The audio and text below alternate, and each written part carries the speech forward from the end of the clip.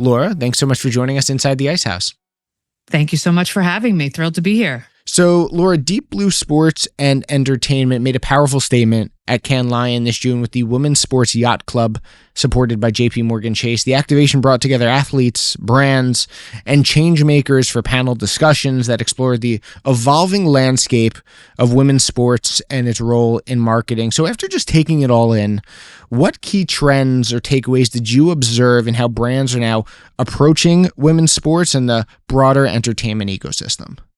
Sure. Well, I think first and foremost, if there was one thing that was a clear takeaway, judging by the steady stream of attendees and participants we had over the course of our 3 days, is women's sports is not a fluke. It is a very viable business.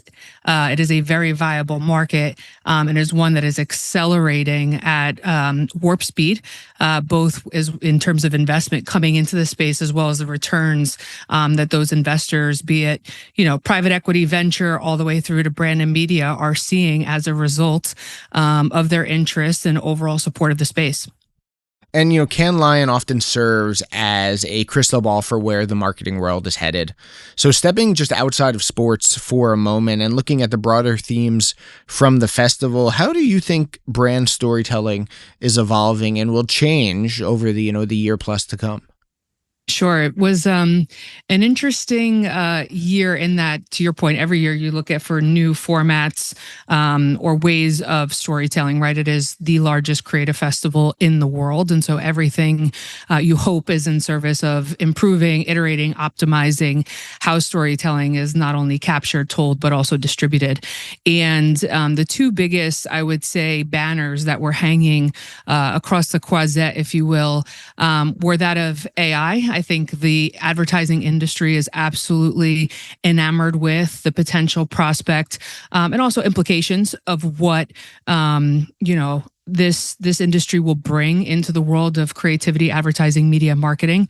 And at the same token, the other one would be that of influence, be it creators, be it influencers, those who are taking creativity into their own hands, and many of which are using some of these tools to help storytell, to help distribute their work.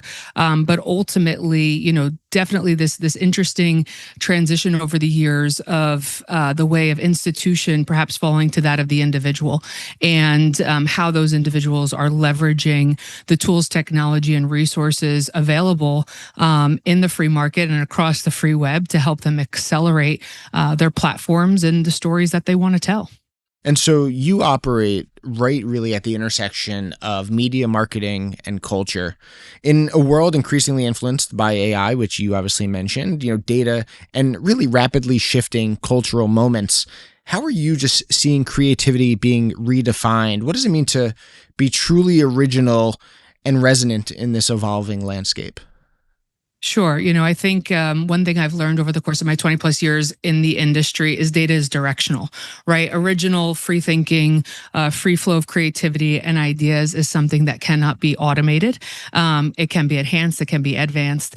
But ultimately, I think figuring out the roles and responsibilities of creative in conjunction with, not as opposed to, or and sort of fighting against the tide of technological advancement is something that the advertising industry needs to be prepared for. And so I think what you're seeing is this great period of exploration. We are at the earliest days. Some are well out in front in leveraging how they're using it, to apply it to creative, thinking about, even use case of research for strategy, all the way through to the distribution and development of content. But what informs it, right? The prompts that we put in, the way that we're developing the algorithm, how we're eliminating biases, all of these things are important for the advertising industry to consider, not just with respect to how it can support the output, but ultimately how we can shape and inform the inputs. So I want to turn the spotlight now onto women's sports, because its rise has truly been one of the most compelling stories in media and marketing. I have a sports background. While I'm at the NYC now, I started off in sports media, covering do tell. Yeah, I covered college football recruiting for Paramount, and did podcasts for them for about 3 years. So I have a little bit of an idea of just the sports landscape and the sports media landscape and how it's evolved. And the rise of women's sports has been just so so wonderful to see. We've seen athletes like Caitlin Clark, Paige Beckers, Coco Gauff, Simone Biles, just to name a few. They've become marquee faces for major brands. There's clearly, I think, a shift happening in how companies are thinking about these athletes and just about women's sports as a whole. So from your vantage point, how is the momentum, or how is this momentum, I should say, reshaping just marketing strategies really across industries? Because it doesn't have to just be sports, right? They're becoming the brands and the faces of industries, from insurance to skincare to cars, to whatever it might be. Yeah, I think it's important to break down sort of the why now. Why are we experiencing this zeitgeist breaking moment? And, some of the things we were just referencing with respect to technological advancements, access through things like social media, the ability for these athletes to bypass some of the gatekeeping that has happened, that has kept women their platforms, the sports they play, their off-court regimens, for example, out of the media and out of the press to mainstream and create access and awareness for fans, has all been disintermediated thanks to the advancements in technology, social media, and many of the other tools that they have available to them to build the fandom that we're all seeing and experiencing and able to measure today. But when we started Deep Blue Sports and Entertainment, it was important to understand, I should say, it's important to go back to the origin of why we developed the company in the first place, and then sort of take it full throttle 2 years later to how this is manifesting at the Cannes Lion Festival. But ultimately, when we got into the business, it was really informed by an interesting moment that happened in 2019. This was the year that the U.S. women's national team had won the Women's World Cup in France. This also happens to be the very same year the U.S. women's national team, a number of their players sued their employer in U.S. soccer for equal pay and won. And in that final game, when they were lifting the trophy, something really sort of chilling happened. The entire crowd in that stadium started chanting equal pay instead of USA. And it was this moment in time where many of the broadcasters, commentators, the social media feed was lit up around, are we experiencing a new moment in women's sports? We hadn't felt that level of, shape-shifting happen since perhaps Brandi Chastain rips off her penalty, rips off her jersey in her penalty shot winning moment in '99. But the reality was, in as much as there was a ton of consumer excitement, fan hype, commentating inquiry, the reality is the advertising, media, and marketing industry, which is very critical in making sports and entertainment economies go round, wasn't batting an eye. Not only were they not interested, they weren't investing. And you start to dig into why. And with women's sports, what we've come to learn over the course of the last few years is that it wasn't a product issue. That team I was just referencing in the U.S. women's national team is probably one of the most winning teams in the world, men or women, period. So it's not a product issue. They were dominant for decades. It's not a story issue. You've got athletes, and you covered many of them, so who are multidimensional, multi-hyphenate. I love seeing athletes today like Flau'jae Johnson, who's a star basketball player for LSU's women's basketball program, and also a recording artist. The dimensionality of what these women bring to the table wasn't being covered. And when you start to ask why it's not being covered and why it's not being invested in, you start to realize it's not a product issue. It's not a storytelling issue. It's a systems issue. And a small microcosm of that, just to give you an example and to get nerdy with it for a second, the way women's sports is transacted on, and what I mean by that is how advertisers come to the table to buy inventory, so advertising space in and around women's sports competition, be it games, playoffs, championships, whatever the case may be, is on the same currency and the same measurement system as that of men's. So if you're somebody who's buying on behalf of a brand and you're presented Monday Night Football or perhaps the WNBA playoffs, and you have $1 to spend, and most advertisers are driving you to get as many eyeballs or scale as possible, as cost efficiently as possible, I can tell you where that dollar is likely going 10 out of 10 times, because I don't have to justify the decision in something that has been scaled and something that has been measured over decades. And so you start to realize the system is broken. And so we got in and around this space, not just to celebrate. Of course, we're doing that and highlight so much of the incredible work that these athletes are doing, but it's really to right size the systems and infrastructure that sits around it to ensure that the coverage and the awareness exists so that it's a commercial opportunity that is viable, that is sustainable, and that can grow.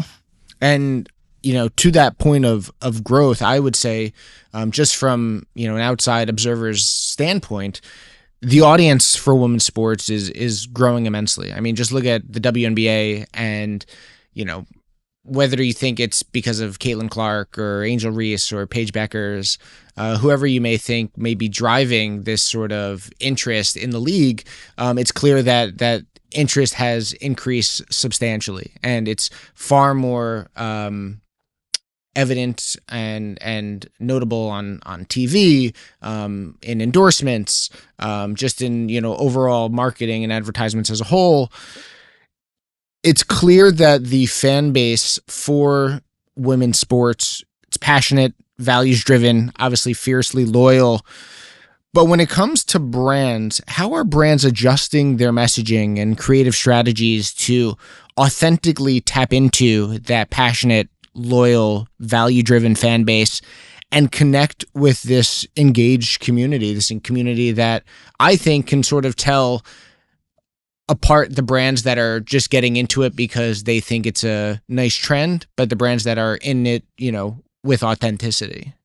Yeah, before I answer that question, I think two notable points to the coverage and the explosion of audience. I just did a great podcast on my show called Courtside with Laura Correnti with Coley Edison, who's the Chief Growth Officer of the WNBA. So I encourage your listeners to check that one out, because the amount of statistics that Coley rattled off in double and triple digit lift just over the course of her time there, which was starting in 2022 to 2025, I don't know that you see many of those types of returns in any industry. So I think there's definitely something to everything you just alluded to, but a lot of it does come with coverage. WNBA legend Sue Bird is a partner in Deep Blue Sports and Entertainment, and Sue often reminds me that she was playing in sold out arenas when she played for UConn. But the coverage, the interest from the media, the awareness of the advertising community perhaps wasn't just up to par yet. So it is interesting to see the implications of what media coverage, what advertising investment, what overall resource and infrastructure means to increase that fandom. Yes, but it is interesting to see the coverage and how it's impacted that. So fast forward to your question with respect to brand investment. Many brands coming into the space, first of all, recognizing that the returns are astronomical. In that same podcast I was alluding to with Coley Edison, she talked about for league partners between the 2024 or 2023 to 2024 season, they saw 13x, an average of 13x return on their investment. I'm talking to the center of culture and commerce right now at ICE. That type of return is really phenomenal. And a lot of that, then you start trickling down into what contributes to that. Yes, ticket sales are up, merchandise sales are up. Ratings are up, and you can attribute it to so many different things, but ultimately at the end of the day, what we are most concerned with is how do you sustain it. And when it comes to brands and their investment, many of them are recognizing this isn't an industry you're coming in and applying the men's sports playbook to the women's sports playbook, in that meaning you're just coming for reach, you're slapping a logo, you're running a 30-second TV spot, knowing that the audience is there, tuned in and ready to receive it because they've had decades of familiarity in that game day experience, perhaps to engage. Women's sports is a much different situation. You're building something from the ground up. And so authenticity, storytelling, how you're leveraging the storylines, the athletes is really important. At the Cannes Lion Festival this year, we were fortunate enough to have a number of experts across the space. And there was one panel in particular which featured Coley from the WNBA, Anmol Malhotra from Snap, obviously seeing the rise, Gen Z, Gen A, fastest growing audience in women's sports, absolutely dialed in, but dialed in differently. And that's equally important to understand, as well as Molly McArdle from Genius Sports. And Molly McArdle cited an example, a case study of CarMax, for example, who is a partner of the WNBA. And when CarMax decided to feature WNBA athletes in their commercials, full stop, triple digit lift in overall brand returns. So the level of influence, brands starting to recognize how, where and when they engage, recognizing that you have a rabid fan base. You use the word loyal, one that has been part of building this thing from the ground up, and will hold advertisers accountable for how they decide to engage and enter the space. And so it does require a level of education and understanding that you're not just picking up something that worked over there and applying it over here. It is a unique fan base with unique needs and unique interests. And I think it's those who pay attention to that and put real strategy around it are the ones that we're seeing thrive and succeed with rates of return that, you'd be hard pressed to find in many other industries as an advertiser. Great rates of return. Surely an increase just in terms of overall viewership and overall excitement and energy towards women's sports. And with this rapid growth, I think comes even greater opportunity to build on that momentum. And we're looking ahead, I think pretty much all of us in the country and those interested in sports, right, to LA 28. Not too far away, only 3 years from years, yesterday. and we're going to blink, Yeah. we're going to blink. 26 will be past us and the 28 Olympics will be here. I know, I've talked to Paul Rabel. We've had him on the podcast, and I know he's very excited about lacrosse, obviously joining the Olympics that year. And I know there's a bunch of other sports coming in 26, 28. But when it comes to LA 28, the Olympics, they offer a massive global stage and a massive global marketing moment, not just here in the United States, but around the world. How do you see an event like that serving as a launch pad for women's sports and women's sports marketing, both in terms of just visibility and long-term investment from brands and media platforms?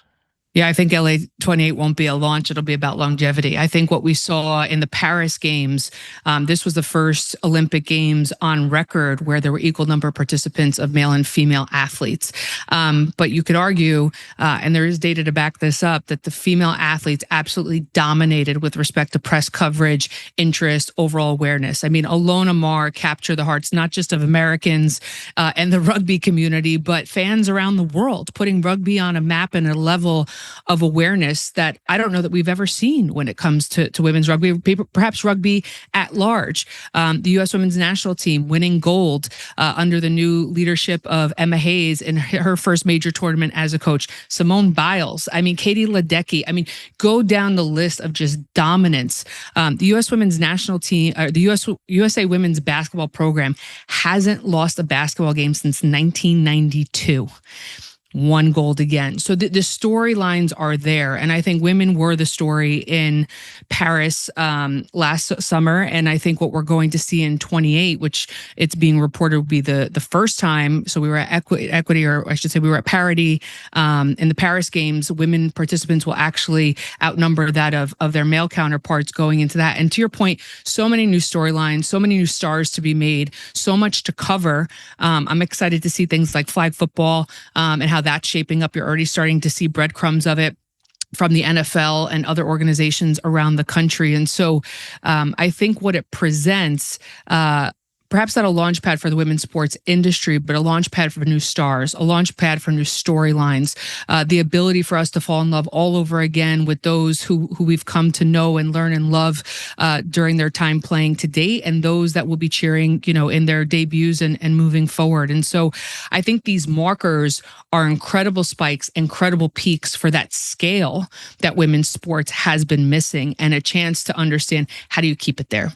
How do you build that sustained engagement coming off of it? And I think what we're excited to see on the back end of 28 is the hopeful of the United States being the host country for the 2031 Women's World Cup. So for us, it's a let's keep it going. But I think being very strategic about the peaks and valleys, sustaining these periods of professional growth in between these big global moments, to your point, but making sure that they aren't every 4-year moments, because I think that is something we suffer from in the advertising community, quick to rally around those peaks, but how are we leading into them, and how are we sustaining them? And I think that is what many of us are strategizing now, getting ready for 28. Absolutely. So as women's sports gains this momentum, or has gained momentum and will continue to do so, just how do you see the future shaping up for brands that were early champions compared to those now entering the space? Do you think there is like a distinct sort of first mover advantage for those who invested early, or could you see brands that maybe waited a little bit and are now investing still have their moment at the top? Well, I think those that invested early, and I think brands like Ally Financial is a great one to point to, who made a very strategic and measurable bet a few years ago in their 50-50 pledge, where they were the first brand ever on record to say, for every media dollar we'll spend in men's sports, we will spend in women's sports in a quantifiable period of time. They are aggressively approaching that goal in real time as we speak. And the numbers prove it. Andrea Brimmer, their CMO, has gone on record, can be looked up by anyone to see what the measurable returns have been. So from a business standpoint, those who got in early, invested in the long game, absolutely have benefited on the bottom line. But they can't rest there. The amount of inbound, especially those of non-endemics, I think we've seen a ton of financial service brands who have come into the space, telco, tech, auto, et cetera. Now what we're starting to see, in our own backyard here in New York, I love some of the partnerships that the New York Liberty, for example, have been bringing to the forefront. Last year, Deep Blue Sports Entertainment brokered a deal with Bumble, the dating app, to talk about women making the first move. This year, we just brokered a partnership with Vagisil, first ever partnership for that brand in the sports arena. And so you're starting to see non-endemics, but those that are endemic to the female consumer, to the female athlete, come online in ways in which they are benefiting. So the space is getting crowded. The famous saying, yesterday's price is not today's price. So those that got in early cannot rest on that first mover designation. They need to be, all gas, no brakes, because the market is heating up. And so in order to maintain that, you need to continually iterate and find new and differentiated ways to break through in what I anticipate will be a very crowded market between now and that LA 28 goalpost you just spoke about. So Laura, as we wrap up our conversation at Deep Blue Sports and Entertainment, how are you advising your clients and the brands you work with to approach the women's sports space differently today compared to just a few years ago when you started the company in 2023? Sure. I mean, we are talking about, and one of the biggest takeaways from the Cannes Lion Festival, just to bring it full circle, is this shift from breakthrough to build out. I think it was very easy to get in and hang your banner and say, we support women's sports just 2 years ago. I mean, we're not talking about a very long time ago, 2 years ago, as this zeitgeist breaking moment started to happen. But as the space matures, as more investment in infrastructure comes in, as more facilities are being built, teams are coming online, leagues are being formed, it's important for advertisers to take a strategic approach. Right? This is not just about coming in and hanging your banner and logo slapping a badge and, saying we're here to support this space. This is about strategic growth in the same way you would approach anything from business, men's sports, technology. I mean, any industry that you are looking to break through in and advertise, it warrants a strategy. And so ultimately for us, this is really about value exchange. The way forward that we see at women's sports for people to extract the most return is not just about looking at this as a scale play, but as a deep engagement play. And that requires a two-way street with respect to women's sports. Those that are seeing the biggest returns are not only coming in and reaching the women's sports audience, they're also really providing some sort of value exchange, whether that's more access, free access to content, whether that's meet and greet with their favorite players, whether that's enhanced game day experiences, thinking about things like media training for athletes and how they can create an overall more sophisticated ecosystem, for example. So value exchange is something that we talk a lot with our brand partners about. And by the way, that isn't always financial. That comes down to strategic and human capital as well. So for example, if ICE and the stock exchange were to invest in women's sports, you sit at the epicenter of how business operates. Well, many of these athletes are business operators, are entrepreneurs, are multi-hyphenates. They can, of course, benefit from your investment with respect to dollars, but also in your intelligence, know-how, and access. And so we're really working with brands to say, when we think about investment, it isn't just about dollars and cents. It is about intellect. It is about human capital. It is about strategic capital and resource capital in many instances. And so the more we can bolster and bolt on to this, the farther expanse and accelerant we think women's sports will be with respect to growth markets. Well, Laura, the rise of women's sports has been incredible to see, and the rise of women's sports and marketing has been incredible to see. Thank you for all that you do for it, and thank you so much for joining us inside the Ice House. Loved being here. Thank you for the platform.